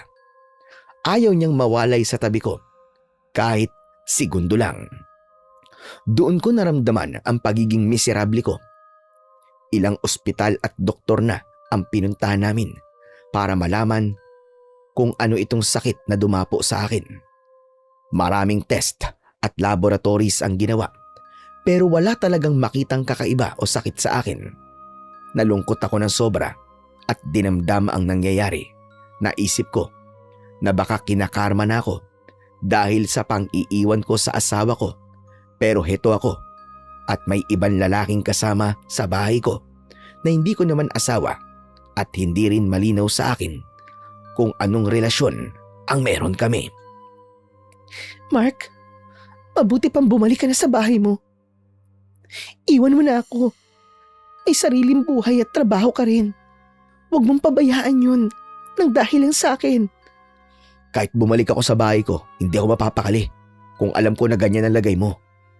Mag-iisip at mag-aalala lang ako ng gusto. Hayaan mo akong bantayan at alagaan ka. Alam mo Mark, nalilito ko. Hindi naman tayo magkarelasyon pero ginagawa mo ang lahat ng to sa akin. Feeling ko, bad karma ko na to. Dahil sa pangiiwan sa asawa ko. Huwag ka nga mag-isip ng ganyan dahil baka lalo lang sumakit ang dibdib mo eh. Alam mo mahal kita, kaya handa akong pagsilbihan ka. Kung alam mo lang kung gaano kita kamahal, Lori. Pero malito Mark, may asawa pa rin ako. At hindi pa legal na hiwalay. Pwede nga akong kasuhan at makulong kung sakali. Handa kitang ipaglaban, Lori. Handa kitang panagutan at panindigan. Hindi ako takot sa responsibilidad. Kahit saan tayo makarating, sasamahan kita. Huwag mong pigilan ang sarili mo na mahalin din ako. Dahil ramdam ko na ganun din ang nararamdaman mo sa akin. Kahit hindi mo sabihin. Alam ko yun. Hindi ko napigilang kumawala ang mga luha ko, Panyero. Niyakap ako ni Mark at hinalikan sa labi. Nung una ay hinayaan ko siya sa ginagawa niya hanggang sa gumanti na rin ako sa init ng halik niya. Naging malinaw sa amin ang lahat pero araw-araw pakiramdam ko palala ng palala ang nangyayari sa akin, Panyero. Dumating pa nga sa punto na hindi na ako makatulog ng maayos sa gabi dahil walang tigil ang pagtusok sa dibdib ko. Minsan, nararamdaman ko na tinutusok ang buong katawan ko ng matulis na bagay na hindi nakikita. Sa tuwing nakakaramdam ako ng sakit, tanging kay Mark lang ako kumakapit at humahawak. Siya ang naging lakas ko para patuloy na mabuhay at tiisin ang paghihirap. Kumusta ka na ba, Iha? Napapansin ko na lagi ka na lamang nakakulong dito sa bahay mo. Abala ka ba sa trabaho? Isang umaga, na dinalaw ako ni Lola Elvira sa apartment. Ilang linggo na pong masama ang pakiramdam ko, Lola Elvira. Nagpatingin ka na ba sa doktor? Ano ba sabi? Wala pong makita na kahit na anong sakit sa akin. Kaya, hindi ko rin po alam kung ano ito. Ano bang nararamdaman mo? Para po may tumutusok sa dibdib ko at sa buong katawan ko. Nang marinig yun ng matanda, ay bahagya nitong ibinaba ang antipara sa mata at saka matamang tumitig sa akin. Seryoso ang mukha nito at para bang may iba sa paraan ng pagtitig nito sa akin. Kapag hindi matukoy ng siyensya, baka tao mismo ang tumatrabaho niyan. Ho? Ano pong ibig niyo sabihin, Lola Elvira? Hindi mo na itatanong, Lori. Dating manggagamot yan si Lola. Huminto lang na magkaedad na. Ah, ganun po ba? Sandali. Patingin nga ako ng kamay at daliri mo. Pinagdikit ni Lola Elvira ang dalawang hinliliit ko sa kamay. Lalo akong kinabahan nang makita kong naningkit ang mga mata niya. Sabi na nga ba, may tumatrabaho sa'yo. Mamayang gabi pumunta kayo sa bahay ko. 7:00 ng gabi. Kabado akong napatingin kay Mark. Hindi ko rin mabasa kung ano ang tumatakbo sa utak nito. Tumango lang ito sa matanda. Sige po, Lola. Pupunta po kami dun mamaya. Habang may oras pa. At hindi pa huli ang lahat. Nang makaalis si Lola Elvira, ay naiwang kami ni Mark na parehong tahimik. Mukhang malalim ang iniisip nito. Anong iniisip mo? Bumuntong hininga to. Saka umusod palapit sa akin. Hindi kaya pinapakulam ka ng ex mo? Ha? Kulam? Totoo ba talaga yun? Oo naman. Maraming taong gumagawa niyan. Lalo na kapag may inggit o galit sila sa isang tao. Ang sama naman niya. kung gagawin niyang ipakulam ako. Mag-isip ka, Lori. Meron ka bang ibang kagalit bukod sa ex-husband mo? Yung maaaring gumawa pa nito sa'yo? Saglit akong nag-isip at wala naman akong maalala na may ibang kagalit. Napailing ako kay Mark bilang tugon. Mamaya malalaman natin ang lahat kapag ginamot ka na ni Lola. Sa ngayon, magdasal tayo at ipanatag natin ang isip at sarili natin. Hanggang sa dumating ang oras na hinihintay namin, Panyero. Pagsapit ng 7:00 ng gabi, nagpunta na kami sa bahay ni Lola Elvira. Pagpasok pa lang sa loob, ramdam ko na agad ang kakaibang tensyon sa paligid. Iba ang ihip ng hangin. Malamig pero mainit sa pakiramdam. Pinaupo ako ni Lola sa harap ng altar na may malaking ribulto ng itim na Nazareno. Isinuot niya sa leeg ko ang itim na rosaryo. Para po saan ito? Kasama sa panggagamot na gagawin ko. Kabadong napatingin ako kay Mark. Nasa tabi ko ito at mahigpit na hinahawakan ang kamay ko. Magtiwala ka lang kay Lola Elvira, lalo na sa Panginoon. Mas matibay dapat ang paniniwala mo kaysa sa kinatatakutan mo. Oo, naniniwala ako, Mark. Para matapos na ang lahat ng Lori, manalig ka lang. Dati na akong manggagamot. Tumigil lang ako nang mamatay ang asawa ko. Wala na kasi akong katuwang at medyo nagkakaedad na rin. O siya, sige. Magsimula na tayo. Nasa harap ko ang isang puting plato na may langis. Hawak ng matanda ang kutsilyo na bahagya pang umuusok sa kapiraso ng uling. Narinig kong bumulong ito ng orasyon na iba ang lingway. Saka kiniskis unti-unti ang uling sa kutsilyo. Ang mga napinong uling ay nalaglag sa plato hanggang makabuo ito ng imahe doon. Tinignan ng matanda kung ano ang imahe na nakikita niya. Hindi na ito nagulat at saka itinuro sa akin ang tila muka ng babae. Babae. Babae ang nagpakulam sa iyo, Ineng. Sigurado po ba kayo? Iniisip po namin na ex-husband ko pong gumagawa nito sa akin. Hindi ang dati mong asawa, kundi isang babae. Maaaring kaibigan o malapit na kamag-anak. May lihim na inggit o galit sa iyo. Pero wala po akong nakaaway, kundi si Darwin lang. Sigurado ka ba? Opo, Lola. Malalaman natin. Gagamitin ko ang katawan mo para makausap ko ang mismong mangkukulam. Handa ka na ba? Lola Elvira, natatakot po ako. Manalig ka, Ineng.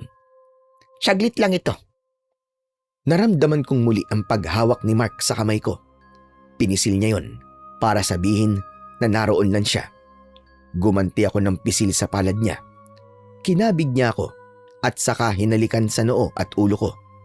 Nakaramdam ako ng kapayapaan, kaya sinunod ko na ang utos ni Lola Elvira. Nakapikit lang ako at narinig kong dinadasalan niya ako. Hanggang sa naramdaman kong nawalan ako ng malay. Bago ko tuluyang bumagsak, ay maagap naman akong nasalo ni Mark. Alam kong nandiyan ka sa loob ng katawan ng babaeng ito. Ano ang kasalanan sa'yo ng taong ito? Para pahirapan mo. Wala siyang kasalanan sa akin. Pero doon sa babaeng lumapit sa akin para pahirapan siya ay malaki. At sino ang babaeng yon? Sumagot ka. Hindi ko pwedeng sabihin. Lihim lamang kung sino siya. Ayoko magsayang ng oras. Sasabihin mo ba? O papatayin kita?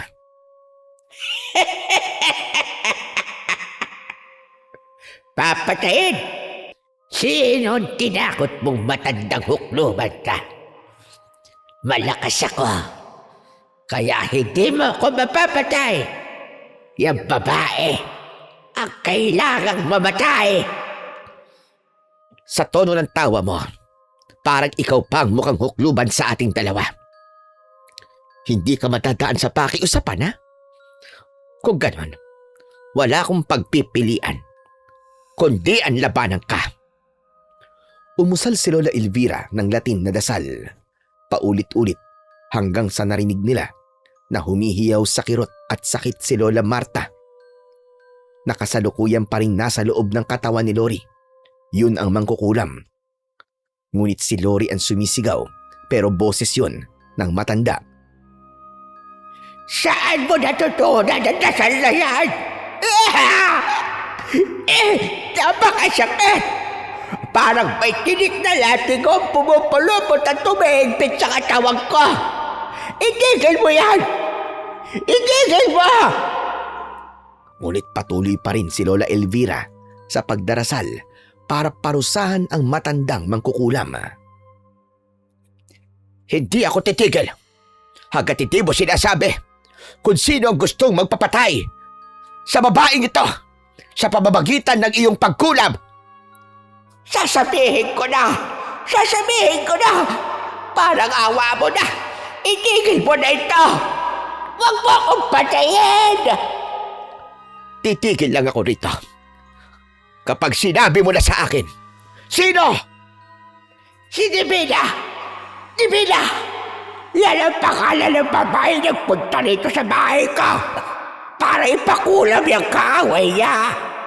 Medyo may kalakihan ang bilayan niya, kaya tinanggap ko na kulamin. Kung sino man ang babaeng kagalit niya, tumigil ka na, tama na! Patda si Mark sa narinig. Nagkatinginan sila ng matanda. Nangangako ka ba na ititigil mo ng ginagawa mo sa kanya? Maawa ka sa babaeng ito na walang ginawang masama kay Divina, na puno lang ng inggit at panibugho ang puso niya. Kaya niya ito naisip gawin. Nangangako ko, ititigil ko na ang pangungulam sa kanya. Nangangako ko! Kapag sumaway ka sa kasunduan natin, babalikan kita at tutuluyan na kitang patayin. Nagkakaintindihan ba tayo?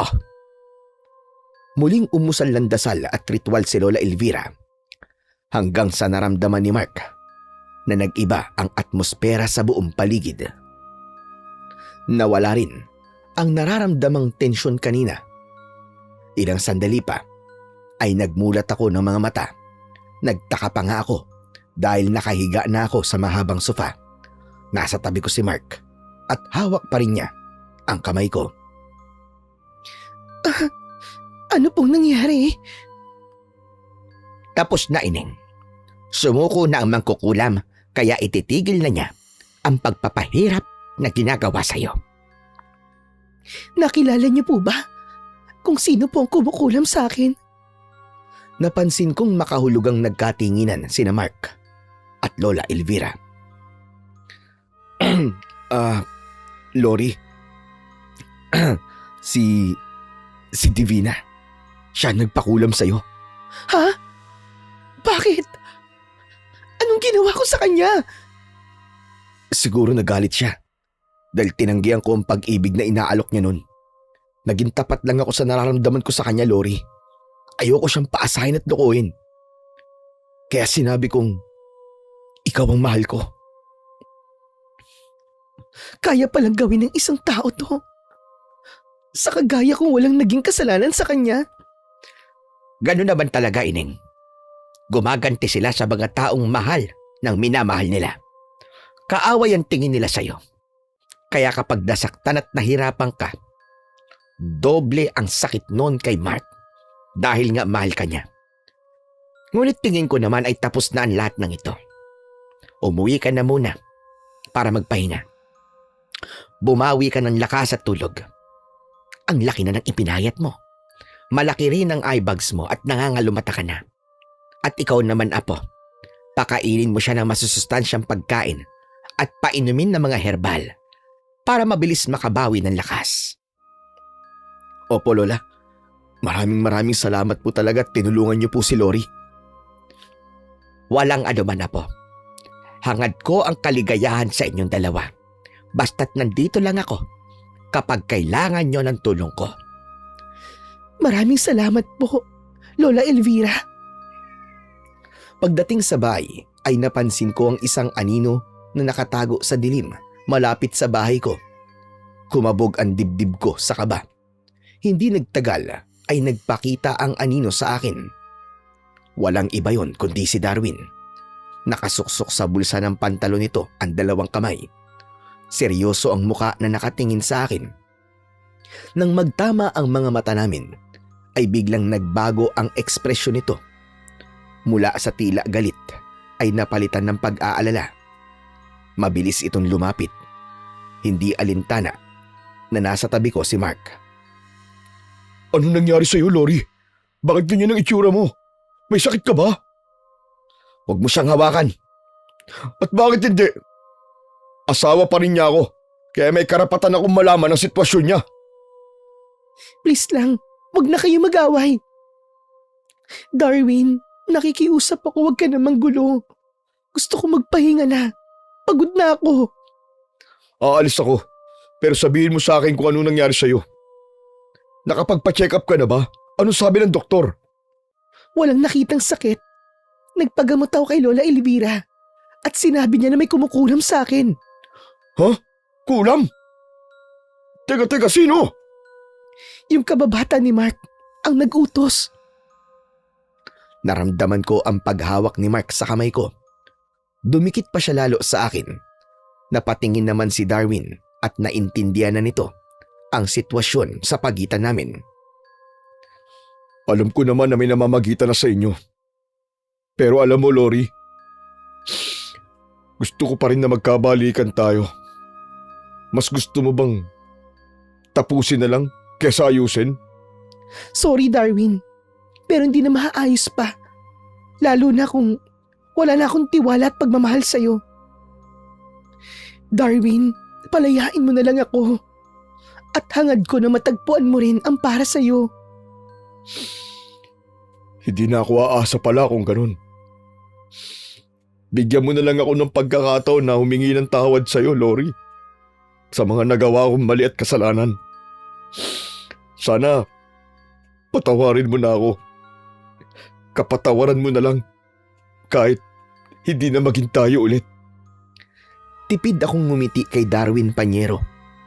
Lumapit ako sa kanya at sa huling pagkakataon ay hinawakan ko ang dalawang kamay niya. Nagkatinginan kaming dalawa. Halata ko na pinipigil nitong tumulo ang luha. Kung kapatawaran lang naman, matagal na kitang pinatawad, Darwin. Pero kahit ganun, hindi ibig sabihin na pwede pa tayong mabuo at bumalik sa dati. Marami lang talagang pangyayari na hindi na maibabalik pa kahit na anong pilit natin. Sana maintindihan mo ko, Darwin. Nung sinaktan mo ko, nung malaman ko na may iba ka, mas pinili ko lang ang sarili ko. Mas pinili kong maging tahimik, malaya, at masaya kahit mag-isa ko. Tinanggap ko na hanggang doon na lang tayo. Ngunit hangad ko pa rin ang kaligayahan mo. Kaya wag mong isara ang puso mo na magmahal ulit. Alam ko na makakatagpo ka ng para sa'yo. Napakabuti mo talaga, Lori. Alam mo, nung nawala ka, doon ko nalaman ang tunay na halaga mo. Kung gaano pala kita kamahal. Kaya ginawa ko ang lahat para bumalik ka sa akin. Pero ngayon natauhan na ako. Ako talaga may kasalanan. Takot lang din maiwan pero hindi ko naisip na magagawa mo akong iwanan. Naging kampante ako nun eh. Pero Lori, salamat dahil napatawad mo ako ah. Hayaan na kita na maging masaya sa piling ng iba. Sana lang ay huwag kanyang saktan gaya ng ginawa ko. Sana ay mas mahalin ka niya. Triple ng pagmamahal na binigay ko sa iyo. At sana alagaan ka niya higit sa pag-aalaga na ginawa ko noon. Magpagaling ka at sana minsan hayaan mo akong dalawin ka dito sa bahay mo. Hindi ko napigilang tumulo ang luha ko, Panyero. Sa unang pagkakataon, simula na naghiwalay kami, ay ngayon lang kami nag-usap ng maayos. Ito na yata ang closure namin dahil handa na akong buklatin muli ang susunod na pahina ng buhay ko. kasama si Mark. Pare, ikaw nang bahala kay Loria. Mahalin at alagaan mo siya. Ingatan mo, kasi kapag sinaktan mo, babawiin ko siya kahit ayaw mo. Makakaasa ka pare na hindi ko siya sasaktan. Pero hindi ako mangangako. Gagawin ko na lang pare. Ipadala mo na lang ang annulment papers natin para mapirmahan ko at masimulan na kaagad ang hearing. Laglag ang balikat na umalis si Darwin. Pagpasok namin sa loob ng bahay ay naupo ako sa sofa katabi si Mark. Inihilig ko ang balikat ko sa kanya habang siya ay hinahaplos ang buhok ko. Maraming salamat, Mark. Kasi nandiyan ka palagi sa tabi ko. Huwag ka sanang magsawa na laging nandyan. Hindi ako magsasawa, Lori. Dahil ikaw ang hiniling ko sa Diyos na ibigay niya sa akin. Alam mo ba, nung gabi na nakita kita sa terasa ng bahay mo, nasa labas ako nun, nakatingala sa langit. Nagdarasal at tinihiling ko na sana ay ibigay niya na ang babaeng para sa akin. Pagkatapos kong magdasal, bigla kitang nakita. Nagulat ako kasi nakatitig ka rin sa langit. Malungkot ka at para bang may problemang dinadala kaya lumapit ako sa'yo at kinausap kita. Simula nung gabing yun, Lori, hindi ka na nawala sa isip ko. Alam mo yun, yung gustong gusto kitang kausapin, tapos yung makipagkilala sa'yo. Pero naunahan kasi ako ng hiya eh. Kaya nagulat ako nung kumatok ka sa bahay. Doon na nagsimula na puntahan kita hanggang sa dinadala na kita ng kape. Ipinagluluto na kita kasi yun ang act of love ko. Oo, sabihin natin na masyadong mabilis. Pero nagustuhan kita, lalo na nung nakilala na kita. Na-fall ako hanggang sa hindi na ako makatayo. At nakaahon. Hinayaan kong sarili kong mahalin ka. Kahit suntok sa buwan na magustuhan at mahalin mo rin ako. Lalo na't galing ka sa breakup. Kaya sana, hayaan mo pa rin akong mahalin ka. Hindi ako humihingi ng kapalit at sagot. Tulad nga ng sinabi ko, hihintayin kita, Lori. Pero Mark, sasabihin ko na sa'yo, mahal na rin kita. Hindi ko man masabi nun, pero ipinaparamdam ko sa'yo. Masaya ako sa tuwing kausap at kasama kita. Sa bawat gabi na mag-isa ako, ikaw ang laging laman ng isip ko. Mahal kita, Mark. Mahal na mahal kita. At nagpapasalamat ako sa Diyos dahil dumating ka sa buhay ko. Lori, totoo ba yan? Opo, totoong totoo. Walang halong pagkukunwari at kasinungalingan. Kinabig ako ni Mark para halikan sa labi. Gumanti ako sa kanya habang yakap namin ang isa't isa.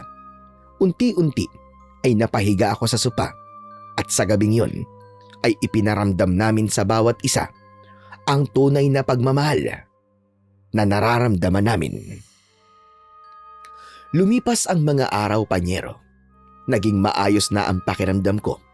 Nakabalik na ako sa trabaho at ganun din si Mark. Nagpasya kaming magsama na sa iisang bahay. Hindi naman tumutol si Lola Elvira. Masayang masaya pa nga ito dahil nahanap na namin ang comfort sa isa't isa. Si Divina naman ay nakonsensya sa ginawa sa akin kaya pumunta rin ito sa bahay para humingi ng tawad sa akin. Pinatawad ko naman siya at ganun din si Mark. Pinili pa rin ni Mark na maging magkaibigan sila dahil matagal din ang pinagsamahan nila. Naging masaya at maayos ang pagsasama namin habang hinihintay ang pagbaba ng hatol na ma-annulled ang kasal namin ni Darwin. Pangarap din ni Mark na ikasal kami para maging legal na kaming mag-asawa. Pumayag ako dahil gusto ko ring ikasal sa taong mahal ko kahit sa pangalawang pagkakataon. Sana ay wag niyo kaming husgahan dahil kami naman ay nagmamahalan lang ng totoo. Hanggang dito na lamang po ang aking kwento. At sana nagustuhan nyo at may napulot kayo na magandang aral. Hanggang sa muli, mga panyero.